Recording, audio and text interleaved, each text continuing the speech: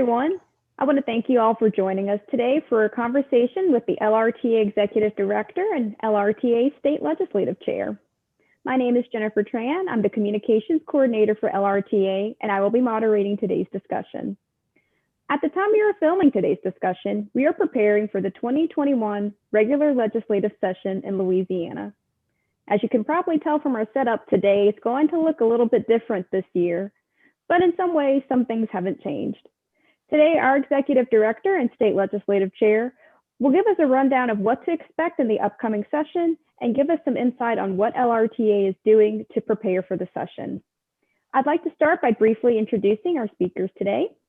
We have Rodney Watson, Executive Director of LRTA. Rodney is going into his 6th year with LRTA. He had an extensive career in education at both the local and state level before joining the association, and he is a retired science teacher from Caddo Parish. We also have Clyde Hamner here with us today. Clyde began serving as state legislative chair in 2020, along with being elected as state second vice president of LRTA. He also had an extensive career in education and is a retired math teacher from Terrebonne Parish. All right, so let's get started. What do you think will be important retirement issues for retired teachers this legislative session? Clyde, I'm going to start with you on that question. Okay, well, thank you, Jennifer. Thank you for that introduction.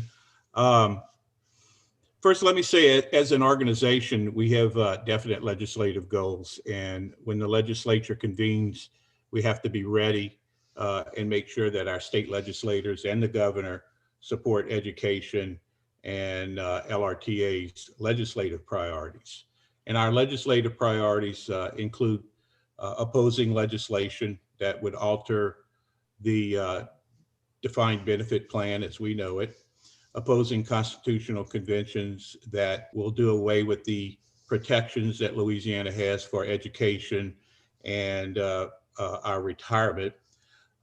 We need to seek legislation for permanent benefit increases, PBIs as we call them. They used to be called COLAs. And then advocate for adequate funding of the MFP. Even though MFP doesn't directly affect us, it contains some funding for that covers rising cost of retirement at the local levels and health insurance that are so vital for our quality of life. And then, of course, at the federal level, we need to work with our congressmen to get the ball rolling again on the doing away with the GPO, the government pension offset, and the WEP, the windfall elimination provision of Social Security that unfairly reduces those that qualify for Social Security, but will not get it because they are receiving a public retirement. Those are just a few of the general legislative priorities. Rodney, I'll let you take over and talk about specifics.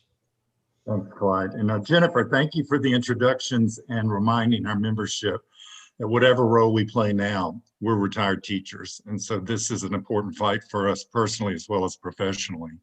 I agree with Clyde. He did a good job of summarizing our legislative priorities. Defending the defined benefit plan is something we do every year.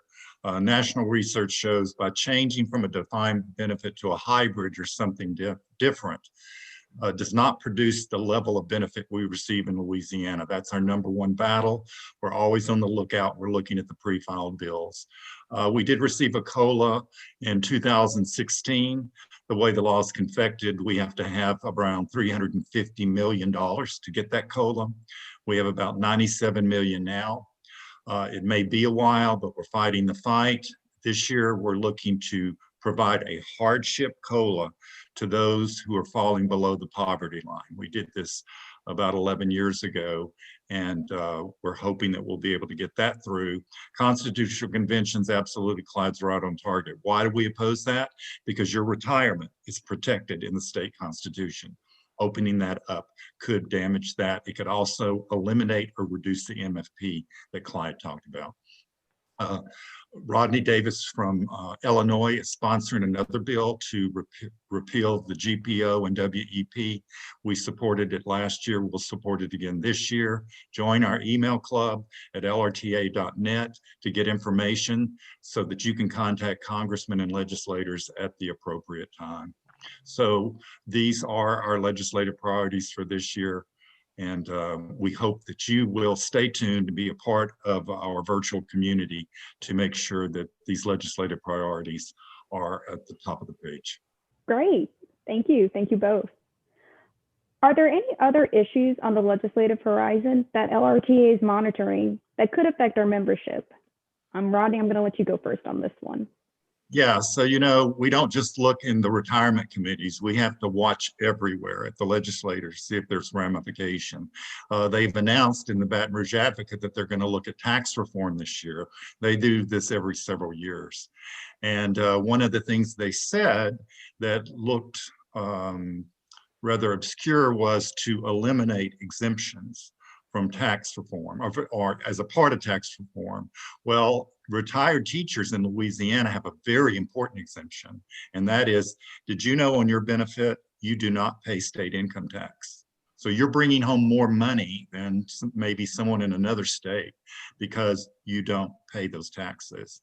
And so 5 years ago, they did that. They put that recommendation in there and we fought a hard fight and got it removed. But I suspect it will be back in there again. So we will watch out for that. Again, join our email club. We have a new platform this year called Voters Voice that we'll talk about a little bit later, where it'll populate the emails for you and give you language for letters, because that's a biggie. Removing that exemption would cost you hundreds to thousands a year, depending on your benefit. So we will stay tuned to that. Clyde, do you have any thoughts about that? I'm glad you're following that though, Rodney, because it's important that as retirees that we keep that exemption. As you know, most of our retirees live right here in Louisiana, and that's a big economic boost for the economy of Louisiana. The retirement income is spent here in Louisiana. We don't want our retirees to move across the line to go to Texas or Mississippi. We just don't want them to do that. Well, I think that's a good point. And they say, well, you're not paying state income tax. But if you look at our statistics, our retirees pay over $350 million a year in property taxes and state sales tax. And in a state where we're losing thousands of people every year, we don't want to lose the retirees. Exactly. And we actually have some research from the National Institute on Retirement Security that shows both the national and local economic impact that pensions have. So I encourage everybody to take a look at that. I'll include a link to that research report in the description box of this video. Good point, Jennifer. So Clyde, I'm going to turn back to you. Okay. Advocacy looked different this session.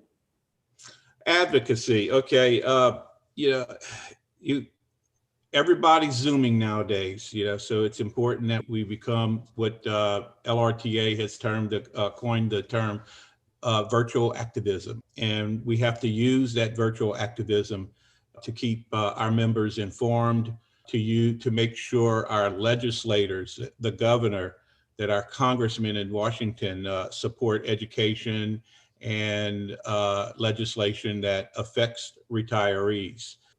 I encourage districts and units to be aggressively active in grassroots politics and form relationships with your legislators so that they will support the needs of both retired and active teachers. And remember, as a voting bloc, it's essential that we assert ourselves and advocate for ourselves.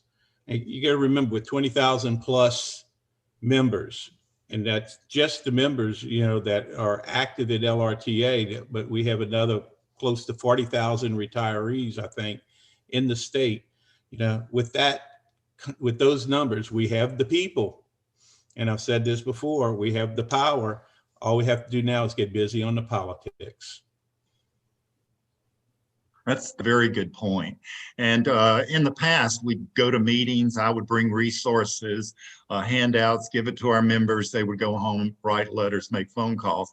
But it couldn't be easier than today to be an activist in Louisiana. We've converted all of those resources to online resources where you can do everything from home. And what does online resources mean? Well, you go to LRTA.net, then you click on to our advocacy center. A Dropbox will list everything we got. We got everything you need. We've got talking points on how to defend the plan. We have research on how we can sustain and why we should keep the current system the way it is. We have sample letters and emails for you to use when contacting your legislators. We also have a new platform called Voter Voice. And once you're in an email club, you go in and register. In 2 clicks, it populates your name, it populates the message, then you can personalize it yourself, and it even connects it to your local legislators where you don't even have to look it up. And trust me, making a call, sending an email, writing a letter, it makes a difference.